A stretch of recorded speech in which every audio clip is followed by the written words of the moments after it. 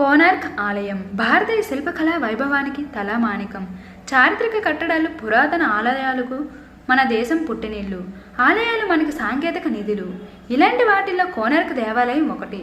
12 ఏళ్ల పాటు 1200 మంది శిల్పులు కష్టపడి నిర్మించిన ఈ ఆలయ విశిష్టత ఏమిటి అనేది ఈ వీడియోలో తెలుసుకుందాం. అందుకంటే ముందు మా ఛానల్ని ఫస్ట్ టైం కనుక చూసినట్లయితే సబ్స్క్రైబ్ చేసుకోండి అండ్ అలాగే ఓ లైక్ చేసి సపోర్ట్ చేయండి. ఇక వీడియోని ప్రారంభిద్దాం. సూర్యుడికి రథంలా ఉండే ఈ ఆలయం కేవలం హిందువులకు సంబంధించినది మాత్రమే కాదు, ప్రపంచంలో ప్రతి వ్యక్తి సందర్శించాల్సిన స్థలం. అద్భుతమైన విద్యను అందించే ఒక మహా విశ్వవిద్యాలయం అంటే అతిశయోక్తి కాదు. 13వ శతాబ్దంలో నిర్మించిన ఈ ఆలయం ఎన్నో దాడులు తట్టుకొని వందల ఏళ్లు భూస్థాపితమై ఉన్న అద్భుతమైన శిల్ప సౌందర్యం నేటికి శోభిల్లుతుంది.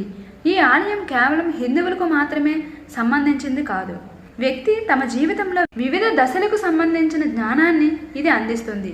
కోనార్క్ ఆలయం ఆధార భాగంలో అంటే నేలకి 2 అడుగుల ఎత్తులో శిల్పాలను పరిశీలిస్తే ఏనుగులు, కోతులు లాంటి వివిధ రకాల జంతువులు, పక్షులు, వాటి విన్యాసాలు చెక్కబడి ఉన్నాయి.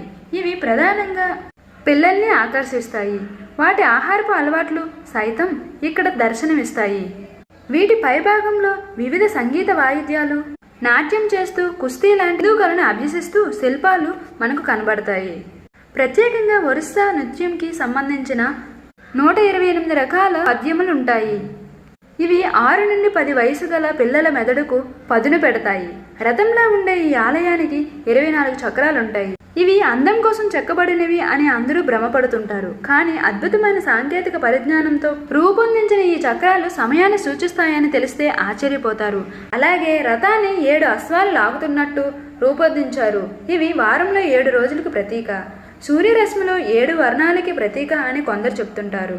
నిశ్చితంగా పరిశీలిస్తే రాజకీయం, యుద్ధ కళలు, రాజ్య పరిపాలన, శిక్షలు ఇలాంటి ఎన్నో కార్యక్రమాలకు సంబంధించిన శిల్పాలు ఇక్కడ దర్శనమిస్తాయి.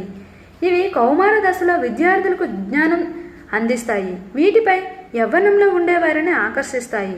హైందవ సమాజంలో వివాహ సంబంధానికి ఎంత ప్రాముఖ్యత ఉందో ఈ శిల్పాలు తెలియజేస్తాయి. వీటి నుంచి దృష్టి పైకి మరలిస్తే దేవతామూర్తులు విగ్రహాలు కనబడతాయి.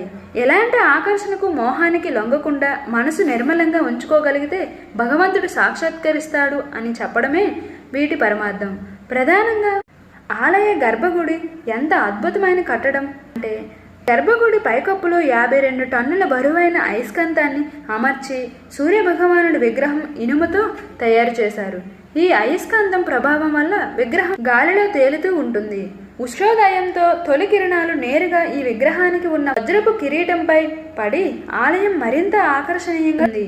అయితే ఈ అయస్కాంతం ప్రభావంతో సముద్రంలో ప్రయాణించే ఓడలు, నావిక వ్యవస్థ పనిచేయకపోవడంతో ఆలయాన్ని నావికులు ధ్వంసం చేసినట్టు చరిత్ర చెప్తుంది. అంతేకాదు ఆలయ ప్రధాన ద్వారం వద్ద ఉన్న సింహం, ఏనుగు లాంటి విగ్రహాలు కూడా అద్భుతంగా ఉంటాయి. సింహం ఏనుగుపై దాడి చేస్తూ ఉంటే ఏనుగు ఒక మనిషిని చంపినట్టు అనిపిస్తుంది.